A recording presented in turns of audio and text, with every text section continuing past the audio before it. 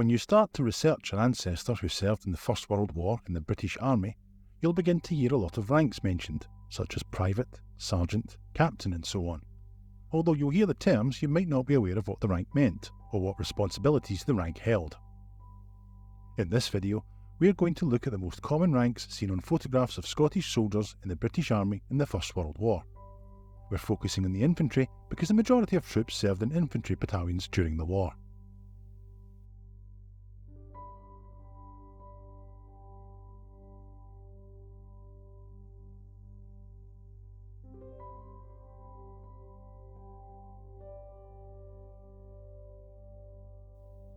We will start from the lowliest private who had no rank insignia up to the Field Marshal at the very top of the army. They can be divided into lower ranks, non-commissioned officers, warrant officers and commissioned officers. Commissioned officers can be further divided into field officers and staff officers.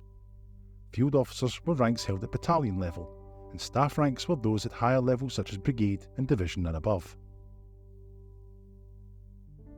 Private is the lowest rank in the British Army, and is the rank where most new recruits would begin.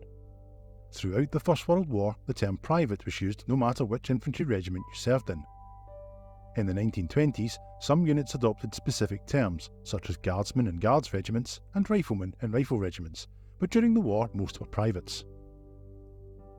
Outside of the infantry, different names could be used.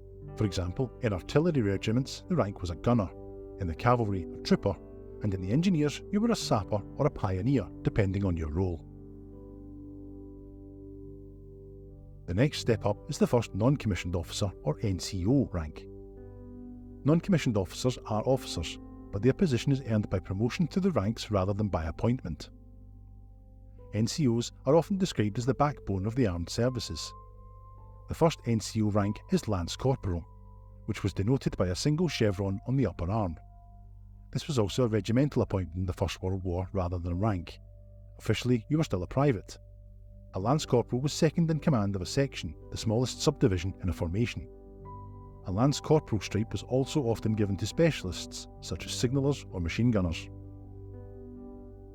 The next rank is Corporal, who has two stripes. A corporal would typically be in charge of a section of men, made up of approximately 12 privates in 1914. Confusingly, in some regiments at this time a man could hold the appointment of Lance Sergeant and wear two stripes. Next in seniority is Sergeant, who would wear three stripes. A sergeant is usually the second in command of a platoon under an officer. In the First World War, this typically consisted of 50 men.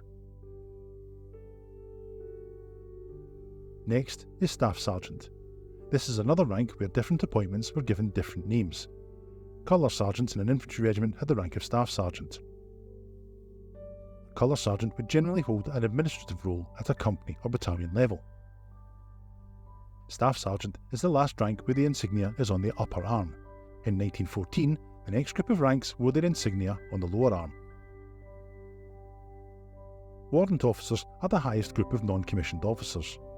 As the name suggests, their rank is granted by the issuing of the King's Warrant, which is signed by the Secretary of State. They are not saluted as a regular officer would be, but are addressed as Sir by subordinates. During the First World War, the badges for warrant officers changed, but it generally took the appearance of a crown, sometimes surmounted by a wreath. Most warrant officers also held an appointment, such as Regimental Sergeant Major, Bandmaster, or with Scottish regiments, Pipe Major. We now move on to commissioned officers. As the name suggests, commissioned officers hold their rank by virtue of a commission which has been issued by the King. The command of a platoon is usually held by a second lieutenant. This is the most junior officer rank and is denoted by a single pip. This was worn on the cuff of a tunic early in the war, but later on was moved to the shoulder strap to make the officer less conspicuous to snipers. Highland Regiment officers wore their pips differently again, with a distinctive cuff pattern. When the pips moved to the shoulder, this piping was removed. A platoon could also be commanded by a lieutenant, the next up in rank, who wears two pips. The roles of second lieutenant and lieutenant were pretty much the same in an infantry battalion, with a two-pip lieutenant generally having more seniority and more responsibilities. The celebrated actor Basil Rathbone held the rank of lieutenant when he won the Military Cross for Gallantry in 1918. A captain has 3 pips in a row and usually commands a company comprising 200 men. he also has 2 bars of piping on his cuff.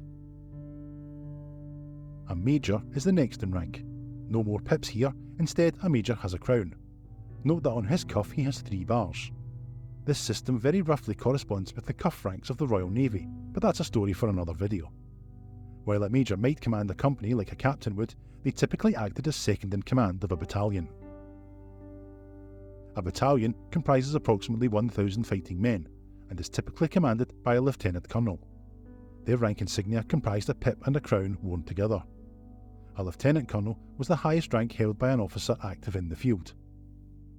A number of men who held the rank of lieutenant colonel went on to greater things in the future, in particular Bernard Montgomery, who would later go on to lead British forces in Northwest Europe as a field marshal in the Second World War, and also future Prime Minister Winston Churchill, who for a short time held the rank of lieutenant colonel while commanding a battalion of the Royal Scots Fusiliers. Colonel was the first of the staff officer ranks. Colonels never commanded battalions in the field and were sometimes in administrative roles, but generally it was an honorary rank. Their badge was 2 pips and a crown. Staff officers always wore their rank on their shoulders, never on the cuff like field officers. Brigadier General was a staff appointment and would usually command a brigade, which typically consisted of about 4,000 men.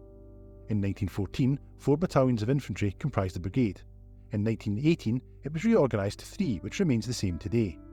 The symbol of rank for a Brigadier General is that of a crossed sword and baton.